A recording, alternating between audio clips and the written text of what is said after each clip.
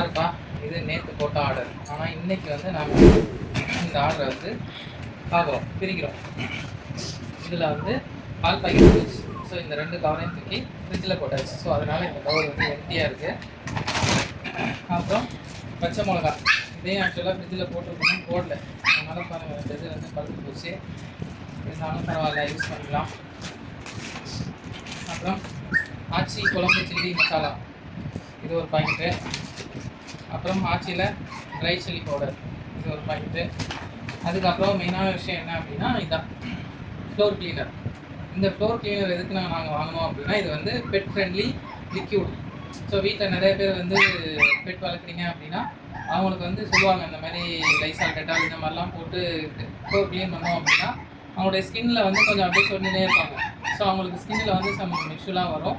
So அதை வந்து avoid பண்ணுறதுக்காக தான் இந்த ஒரு லிக்விட் வந்து நாங்கள் வாங்குகிறோம். இந்த லிக்விட் வந்து பெட் ஃப்ரெண்ட்லி லிக்விட் தான். ஸோ இது ஒரு லிட்டர், அவ்வளோதான். இன்றைக்குள்ள ஆர்டர் அவ்வளோதான்.